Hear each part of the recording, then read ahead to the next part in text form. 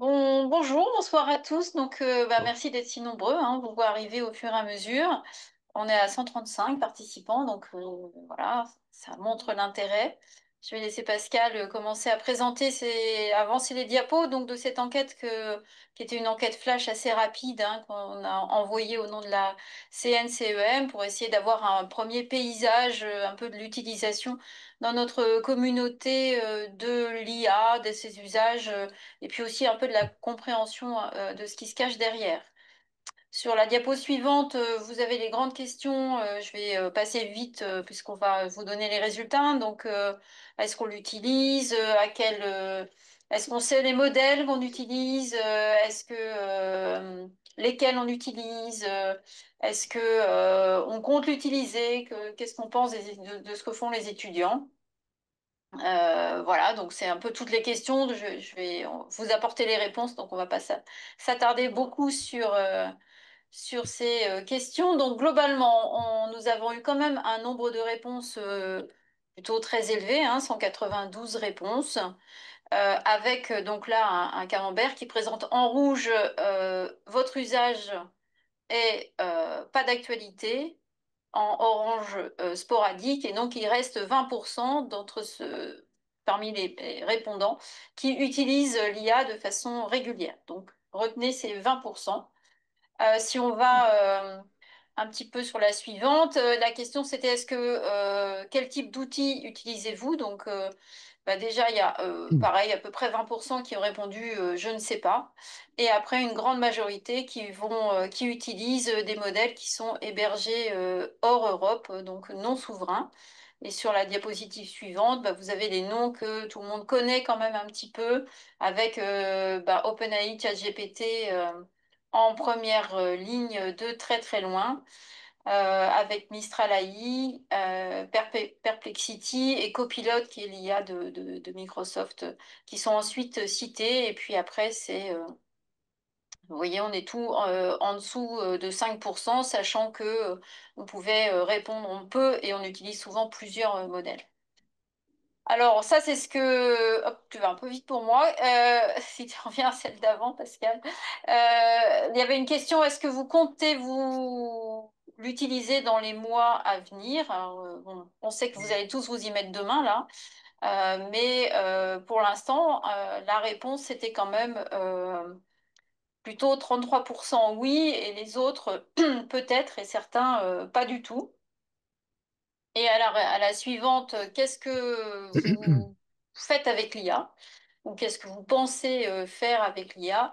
Eh bien, on voit un certain nombre de nos activités et la formulation de QCM, de plans, de génération de documents, d'épreuves, voilà, de nos activités pédagogiques, hein, correction d'une station des causes. Vous voyez, c'est très varié, bon, dans nos activités.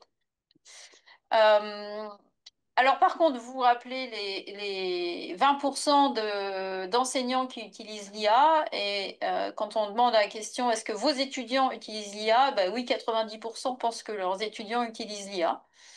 On est effectivement dans un petit fossé générationnel tout de même. Et vous voyez, on retrouve la même chose, hein, avec un usage qui est pensé plutôt 43% plus 20% régulier, hein, et plus 60% de façon régulière. Donc, quand même un gap entre l'utilisation par les enseignants et les étudiants, lesquels enseignants globalement ne sont pas formés, hein. Donc ça sera plus vrai à partir de ce soir, même si c'est plutôt de l'information. Quand on s'est formé, bah, effectivement, globalement, on a un peu plus d'utilisation.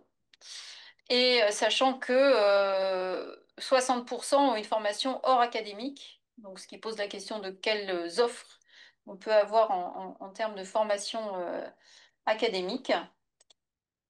Et si on est sur la formation, eh bien, la question c'est est-ce que vous enseignez l'IA générative en santé? Et donc la majorité ont répondu non, hein. Vous voyez, 170, on avait 192 réponses avec des bientôt. Et sur la diapositive suivante, quelques commentaires libres, hein, sur les besoins de formation, de montée en compétences, de construction de ressources.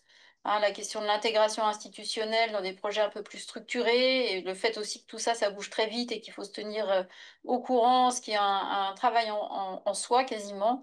Et puis, la question des limites et des enjeux éthiques, hein, de ce qu'on fait, de l'usage qui est fait de ce qu'on apporte nous aussi à l'IA. Ce qui nous amène, et je vais laisser Pascal prendre la suite, hein, à un certain nombre de questionnements et de réponses. Pascal, je te laisse commenter.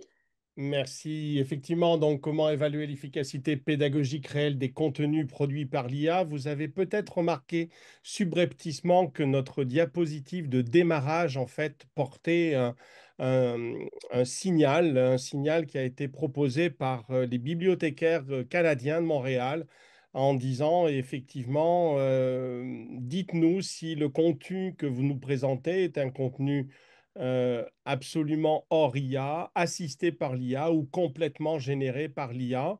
Et donc, on a commencé à comment dirais-je, à le mettre en place, mais il est vrai que d'un point de vue purement évaluation de nos usages, on ne sait pas encore finalement comment mesurer tout cela. Quels sont les mécanismes qui pourront nous garantir la fiabilité et la sécurité en fait des données sensibles? Vous l'avez compris que l'ensemble de nos collègues et nous-mêmes en fait actuellement sommes sur des clouds non souverains. Comment former des enseignants, et j'oserais dire les former régulièrement parce que vous avez compris que tous les jours les choses changent et que cet après-midi je faisais un séminaire sur l'IA générative dans le DU de pédagogie de Jean-Paul Fournier et je disais à tout le monde demain ce que je dis et sera complètement faux peut-être. Comment prévenir et corriger les biais et erreurs de raisonnement induits par l'IRA? Nous aurons ce soir Stéphane Darmoni qui nous fera un point sur cela et on terminera sur le cadre éthique. Et c'est vrai que là maintenant, après Bordeaux, après Nantes, quelques autres universités en France se plongent dans les chartes pour les enseignants et les étudiants. Voilà, nous avons terminé pour la première partie.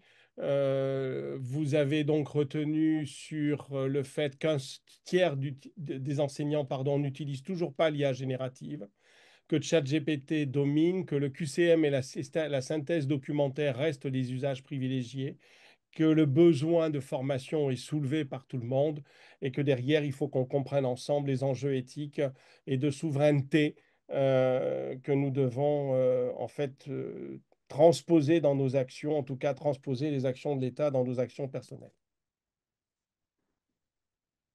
Voilà, si vous avez quelques questions, on a une ou 2 minutes pour y répondre.